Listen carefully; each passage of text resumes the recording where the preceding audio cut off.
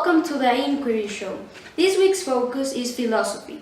We randomly ask people to answer one of the most intriguing questions that has transcended throughout human history. Are humans born evil or good? Let's look at the results. Hello, today we're in the streets of Colegio Menor to answer a question that has baffled philosophers, doctors and scientists for the longest time. Are humans born good or are they born evil? Let's see what the people think to find out. Do you believe human nature is good or evil? I believe human nature is good because we all learn from experience. Do you think human nature is good or evil? I think it's evil because then we get baptized and then we became a good person. I don't think it's like neither of them because it depends on the person and in the environment the person lives. I think it is good because they're innocent. Human nature is not evil or good. I think human nature is good because when we are born like with a pure heart, but as time travels, our experience kind of changes us into the person we are. I think that human nature isn't good or bad. I think that people are just people and they make good or bad decisions, but sometimes there can be different things that influence whether or not they make good or bad decisions.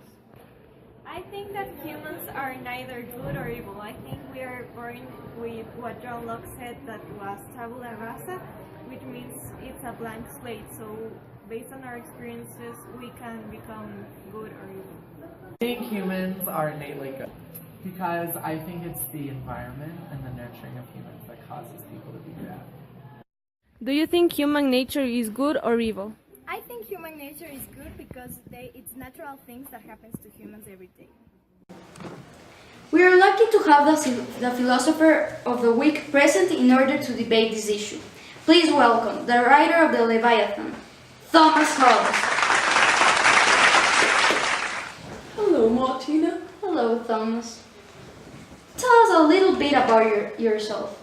Well, Martina, first of all, thank you for giving me the chance to be here. My name is Thomas Hobbes. I was born in England on 1588, April the 5th. I'll save you from doing the math. I'm 428 years old. Pardon me, years young. I'm not only good looking, I'm also a writer, a scientist, a physicist, and a philosopher. Well, we did not bring you here only for your life story. We want you to help us answer one of humanity's most intriguing questions. But first, let's take a look at the state of nature. Imagine a time before kings, presidents, or prime ministers, before the formation of society and civilization. This is what philosophers call a state of nature. In this thought experiment, people lived freely, without rules or formal laws. So tell us, Thomas, what are your takes on human behavior on this state? Humans in the state of nature are evil. Bloody hell. Men are selfish and guided by self-preservation. Morality is inexistent.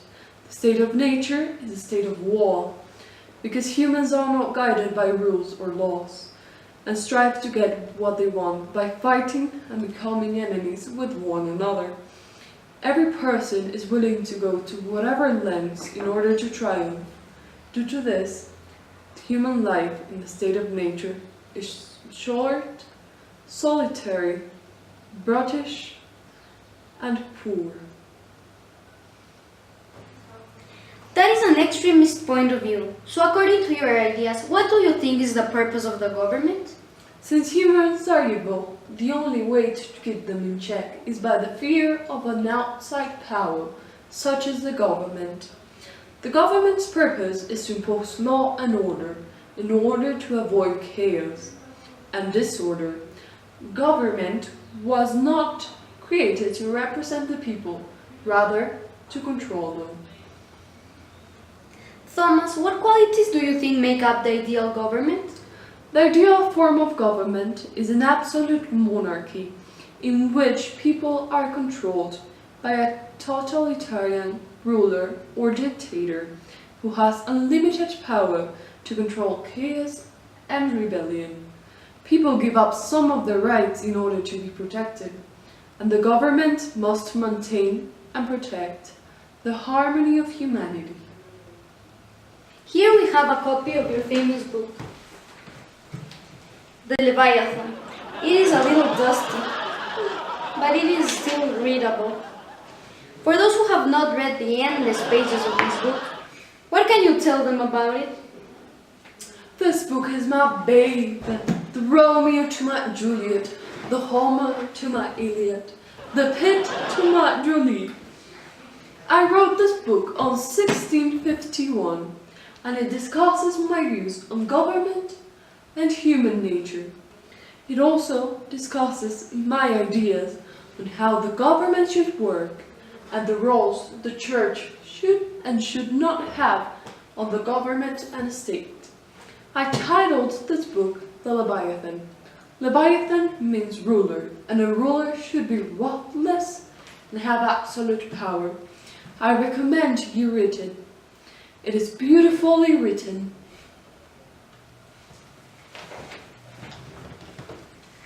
Well, Thomas, we've had you around for 428 years. What do you think your impact has been on this earth? Well, Martina, my ideas have been present many times throughout history. The founding fathers, for example, the old guys who created the United States Constitution, used my ideas on their organization of a government that rules and imposes laws over people. Moreover, my ideas that the Constitution and laws were created to maintain order in society and enforced by a government are still present on most governments today. Humans follow laws everywhere.